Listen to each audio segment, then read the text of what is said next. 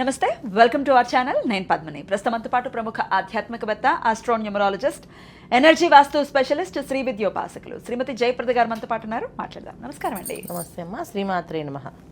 ఏ నక్షత్రాల వాళ్ళు అంటే వాళ్ళ నక్షత్రాలకి సంబంధించి పంచ ప్రాణాలు లాంటి 5 విషయాలను మీరు తెలియజేస్తున్నారు.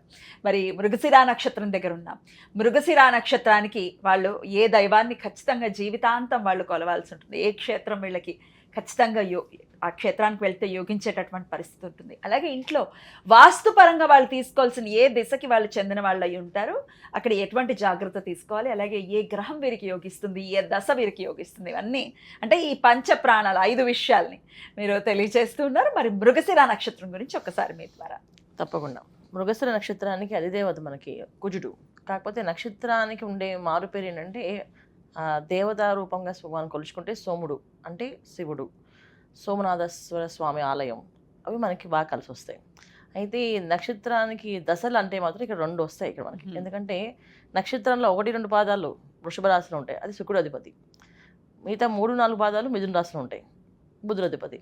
సో లాజికల్ ఎక్కువగా వీళ్ళు యూజ్ చేస్తుంటారు, లాజికల్గా ఉంటారు, ఎక్కువగా యూజ్ చేస్తుంటారు. అంటే ఎవరు 3-4 పాదాల వాళ్ళ కాదు, మొత్తం అన్ని పాదాలు. వృషభ రాశిలో ఉన్న వాళ్ళు కూడా దీనికి ఎక్కువ ప్రయారిటీ ఇస్తారు. ఏంటంటే లాజికల్గా ఏదైనా నాకు అనుకూలంగా అనిపించింది చెప్పిన విషయాల్లో అది వాళ్ళు తీసుకుంటారు. ఇది నాకు అనుకూలంగా ఉంది, దీనికి వెళ్ళిపోతాయి. మళ్ళీ ఎక్కువసేపు ఆలోచించే లక్షణం ఉండదు. ఎందుకంటే అది శాంత స్వరూపం అనుకుంటాం కదా. అది శివుడి యొక్క స్వరూపం ఏంటంటే సోమనాథుడు, సోముడు అంటే చంద్రుడు యొక్క ప్రభావంగా ఉంటుంది. చంద్రుడు ప్రభావంగా ఉంటుంది అంటే ఒక అనుష్ఠానం జపంలో ఉంటే మనిషి ఎంత ప్రశాంతంగా ఉంటామో అలాంటి తత్వంతో ఉన్న నక్షత్రానికి అది దేవత సోముడు అనే శివుడు. అందువల్ల ఏంటంటే వీళ్ళు లాజిక్ ఎక్కువ అట్రాక్షన్ ఉంటుంది. అంటే ఏ విషయమైనా వాళ్ళకి అనుకూలంగా ఉందనుకోండి అది చేసేస్తారు. ఎక్కువగా ఆలోచించి ప్రాక్టికల్గా దాన్ని ఏదో ప్రూఫ్ కావాలి, ఎగ్జాంపుల్స్ కావాలని అని అడగరు. ఇది నాకు నచ్చింది చేస్తా అంటారు, అంత ఈజీగా ఉంటారు.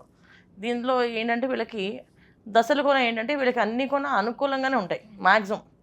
అంటే ఎక్కువగా మనం తీసుకుంటే తూర్పు, ఈశాన్యం, ఉత్తర ఈశాన్యం, ఉత్తరం, ఇవన్నీ కొన్ని వీళ్ళకి దశలు కలిసి వస్తాయి. ఎటువంటి ఇబ్బంది లేదు. ఎందుకంటే వీళ్ళు లాజిక్ ఎక్కువ ఫాలో అవుతారు కనుక దానికి ఇది మ్యాచ్ అవుతుంది. ప్లస్ ఏంటంటే ఎక్కువ పాజిటివ్గా ఆలోచిస్తారు. ఏ విషయమైనా నెగిటివ్గా ఎందుకు ఆలోచించాలి, ఏదో ఒకటి పాజిటివ్ తీసేసుకుని అందులో మన నచ్చిన ఒక విషయం తీసుకుని వెళ్ళిపోవచ్చు కదా, ఎందుకు టూ మచ్ అనాలిసిస్ చేయాలనే తత్వం ఉంటుంది అది. సో కొంతమంది దీన్ని తామరాకు మీద నీటి బొట్టులాగా ఉంటారు వీళ్ళు. ఏ విషయాన్ని లోతుగా వెళ్ళరు, అలా అంటి ముట్టినట్టుగా ఉంటారు. అలా అంటే ఎలాగ కొంచెం దాని గురించి తెలియాలి కదా, డెప్త్ అని అనుకుంటారు. వీళ్ళు డెప్త్ తెలుసుకునే అవసరం లేదు, లాజిక్ నాకు మ్యాచ్ అయితే నేను వెళ్ళిపోతాను అని చెప్తాను తత్వం ఉంటుంది కనుక. వీళ్ళు ఇలాంటి మనస్తత్వం ఉన్న వాళ్ళకి తూర్పు ఈశాన్యాలు చాలా బాగా మ్యాచ్ అవుతాయి, ఇబ్బంది లేదు. సో ఏ రంగాల్లో అయినా వీళ్ళు ఈజీగానే రాణిస్తారు. ఎందుకంటే వాళ్ళకి కావాల్సిన లాజికే ఎప్పుడు కూడా. సో జీవితం ఏంటో, నెక్స్ట్ జన్మ ఉందా లేదా, ఈ జన్మలో ఎంత పాపం చేస్తాం, ఆ జన్మలో ఎంత పాపం చేస్తుంటామో, ఇలాంటివి అసలు ఏమి ఉండవు వాళ్ళ దగ్గర. ఓన్లీ ఇప్పుడు ఏం చేసాం, ఇప్పుడు నన్ను ఏం చేయమంటారు స్వామి అని అడుగుతారు. ఎవరన్నా అడిగితే సరే ఇప్పుడు అవన్నీ వద్దు, ఇప్పుడు మమ్మల్ని ఏం చేయమంటారు అడుగుతారు. ఇది చేయండి అంటే అది చేసుకుని వెళ్ళిపోతారు, అంతే సింపుల్. అంత ఈజీగా మూవ్ అయిపోతుంటారు. సో అందుకని వీళ్ళకి అన్ని కళలు అన్ని రంగాల్లో కూడా రాణించే అవకాశం ఎక్కువగా ఉంటుంది. సో ఏది బాగుంటుందంటే 100% వీళ్ళకి తూర్పు ఈశాన్యాలు చక్కగా తీసుకోవాలి వాస్తుపరంగా. దైవం ఆల్రెడీ చెప్పారు, సోముడు అధిపతిగా ఉన్నాడు అంటే చంద్రుడు రిలేటెడ్ శాంత స్వరూపమైన శివాభిషేకము, శివాలయాలకు వెళ్ళడము, తర్వాత సోమనాథ క్షేత్రానికి వెళ్ళడము. వీళ్ళకి అదే దేవత, నక్షత్రానికి అదే దేవత మనం తీసుకుంటే సోమనాథ క్షేత్రం, ఆ క్షేత్రానికి వెళ్ళి దర్శనం చేసుకొని రావడం, ప్రశాంతమైన వాతావరణానికి ఉండడానికి. వీళ్ళు ప్రశాంతంగా ఉండలేరు కానీ వీళ్ళు చేసే పనులన్నీ ప్రశాంతంగానే ఉంటాయి. అంటే వీళ్ళు ఏదైనా లాజిక్ తీసుకుంటారా, అది సింపుల్గా అయిపోవాలి, 2 నిమిషాలు అయిపోవాలని చెప్పేసి. సో అభిషేకం చేయాలి అంటే కూర్చొని ఎంతసేపు కూర్చోవాలి అని ఆలోచిస్తుంటారు. సో అది ఏంటంటే వీళ్ళన్నీ కూడా సింపుల్ వైజ్ వెళ్ళాలి అనే ఆలోచన తత్వం ఉండడం ఏంటంటే మనసులో మాత్రం మంచి ఉద్దేశం, బయటికి కొంచెం ఆ తత్వం మనకి ఏంటంటే కొంచెం కమర్షియల్గా కనిపిస్తారు. ఏంటంటే సింపుల్గా అయిపోవాలి, పూజ కూడా అంత సింపుల్గా ఎలా అవుతుందని చెప్పేసి. కానీ వాళ్ళ ఆలోచన ఏంటంటే మనం భగవంతుడితో చేయాల్సిన కార్యక్రమం ఏదవుతుందో మనం మనస్ఫూర్తిగా దండం పెట్టుకున్నాం, అయిపోయింది, ఇంకా ఆయన ఇది చేసాం అది చేసాం ఆయన చూడరు ఆయన, కానీ మనం చేసింది ఏంటి, సేవ చేసాం అయిపోయింది అని చెప్పి ఆయన లక్ష్యం ఉంటుంది. అందువల్ల వీళ్ళని ఒక విధంగా చెప్పాలి అంటే అన్ని రంగాల్లో రాణించగలరు, ఇబ్బంది ఏం లేదు. ఇక దశల గురించి మాట్లాడుకుంటే మృగశిరకి వింశోత్తరి కుజుడితో స్టార్ట్.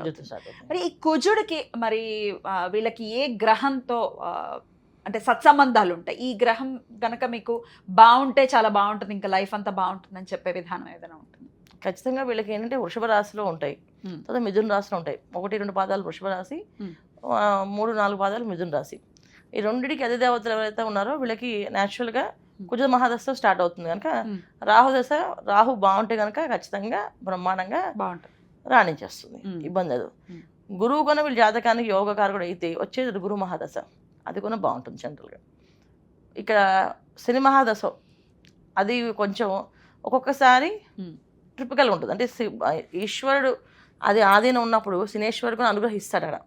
కాకపోతే ఏంటంటే ఒక్కొక్కసారి శనేశ్వరుడు అనుకూలంగా లేదు వాళ్ళ జాతకాన్ని, లగ్నానికి లగ్న భావం చూసుకోవాలి, దశభావం కాకుండా. సో దశభావంలో ఉండేటప్పుడు శని భగవాన్ కూడా యోగకారకుడే, ఎందుకంటే వృషభ రాశికి ఆయన అధిపతి. సో ఎందుకంటే శుక్రుడు శని ఇద్దరు కూడా మిత్ర రాశులు, అలాగే బుధుడు శనేశ్వరుడు కూడా మిత్ర రాశులు కింద లెక్క. సో ఈ 2 కాంబినేషన్స్ వీళ్ళు కలిసి వస్తుంది. ఒకవేళ ఇన్ కేస్ కలవకపోతే మాత్రం అది ఇబ్బంది. సో 40 years వరకు లైఫ్ హ్యాపీ ఉంటుంది, ఆ తర్వాత నుంచి ప్రాబ్లమ్స్ స్టార్ట్ అవుతాయి వీళ్ళకి. సో అందుకే కుజ మహాదశతో స్టార్ట్ అయిన పిల్లలు చిన్నప్పుడు అంత అనుకూలంగా ఉండకపోయినా పెద్ద అవుతున్న కొద్దీ వీళ్ళు కొంచెం తెలివిగా ఉండడము, మారడం అని జరుగుతాయి. ఎందుకంటే కుజ మహాదశ 7 ఏళ్ళే ఉంటుంది, రాహు మహాదశ 18 ఏళ్ళు ఉంటుంది. ఈ 7 years అనేది కంప్లీట్గా వస్తే 18 కలిపితే మనకి ఆల్మోస్ట్ ఎన్ని ఇయర్స్ అయితే మనకి 25 years అయిపోతుంది లైఫ్. కాకుండా కుజ మహాదశ 1 year, కొంతమంది వింశోద దశ తగ్గిపోతుంది, 1 year ఉంది, 4వ పాదం పుట్టారనుకోండి చాలా తక్కువైపోతుంది. సో 1 year ఉంది, మీది 18 years అంటే 19 yearsకి నాహమదశ అయిపోతుంది. సో వీళ్ళ ఎడ్యుకేషన్ కంప్లీట్ అయ్యి వీళ్ళు ఏ స్టేట్స్కి వెళ్ళిపోయడానికి అవకాశం ఉంటుంది రాహుదశ యోగిస్తే. తర్వాత వచ్చి గురు మహాదశ యోగిస్తే ఆ స్టేట్స్ మళ్ళీ రాణించడం, సెటిల్ అవ్వడం అన్ని జరిగిపోతాయి, వివాహం అన్ని అయిపోతాయి. అందుకే మృగశిర నక్షత్రం వాళ్ళకి ఇన్ జనరల్గా అన్ని పనులు ఈజీగా అవుతుందని మీకు చెప్పింది అది. వాళ్ళు ఆలోచన విధానం బాగుంటుంది, లాజిక్ ప్రకారం వెళ్తారు కనుక వాళ్ళకి అన్ని అలా వెళ్ళిపోతుంటాయి. ఏదో ప్రాబ్లం ఉంది అంటే ఖచ్చితంగా లగ్నం భావానికి ఏవైనా గ్రహాలు పడకపోయినా, లగ్నంలో 4-5 గ్రహాలు కంబస్ట్ అయిపోయినా దాని ఒక ఎనర్జీ రాదు. ఒకే గదిలో 4 పెట్టేసామంటే ఊపిరి అందదు కదా ఒకరికి. అలాగే 4 గ్రహాలు ఎప్పుడైనా లగ్నంలో పడితే గ్రహ యుద్ధం ఆ విధంగా కొంచెం కంబాస్ట్ అయిపోతాయి. దానివల్ల వచ్చే ఇబ్బందులు ఏంటంటే దాని ఒక ఎనర్జీస్ మనకు అందం, దానివల్ల నాశనం అయిపోతుంది లైఫ్ అంతా. అంటే తిరుగుతూ ఉంటారు, ఒక స్టాండ్ వేసి సైకిల్ తొక్కితే గమ్యం చేరుకోం కదా, అలా తొక్కుతూనే ఉంటారు వీళ్ళు, అది లైఫ్ వాళ్ళది. రైట్. అయితే మరి మీరు చేసుకోవాల్సినటువంటి పరిహారాలు ఏంటంటే ఖచ్చితంగా శ్రీం నమశివాయ అనే మంత్రం ఎక్కువగా చేయడం. శ్రీం నమశివాయ, శ్రీం నమశివాయ, ఓం నమశివాయ వింటాం మనం, కానీ శ్రీం నమశివాయ. శ్రీం నమశివాయ ఎందుకంటే శ్రీం అనేది లక్ష్మీ అమ్మవారి అనుగ్రహం. వృషభ రాశిలో ఉంటుంది కనుక నక్షత్రానికి శుక్రుడు అధిపతి, అధిదేవత. తర్వాత మిథున రాశికి లక్ష్మీనారాయణుడు అధిదేవతలు, ఎందుకంటే మిథున రాశికి బుధుడు విష్ణు ప్రియుడు ఆయన. సో విష్ణువుని పూజించాలంటే లక్ష్మీ అనుగ్రహం ఉంటేనే విష్ణుమూర్తి మనల్ని చూస్తాడు. మనం ఏం చేసిన పూజ ముందు లక్ష్మీతో స్టార్ట్ అయితేనే లక్ష్మి నారాయణుడు ఒక అనుగ్రహం కలుగుతుంది. అందుకే శ్రీం నమశివాయ అనే మంత్రం చేస్తే వీళ్ళకి అమ్మవారు ఒక అనుగ్రహం కలుగుతుంది, స్వామివారు ఒక అనుగ్రహం కానీ కలుగుతుంది వీళ్ళకి. సో చేయొచ్చు శుభ్రంగా, లైఫ్ లాంగ్ చేసుకోవచ్చు హ్యాపీగా. శ్రీం నమశివాయ మంత్రాలు రోజుకి 3 నిమిషాలు చేసి పొద్దున్న లేచి బయటకు వెళ్తే వాళ్ళకి అన్ని పనులు విజయవంతం అవుతుంది. చాలా అద్భుతంగా తెలియజేశారండి. ఇక నెక్స్ట్ వీడియోలో ఆరుద్ర నక్షత్రం గురించి తెలుసుకుందాం. థ్యాంక్ యూ అండి. నమస్తే. శ్రీమాత్రే నమః.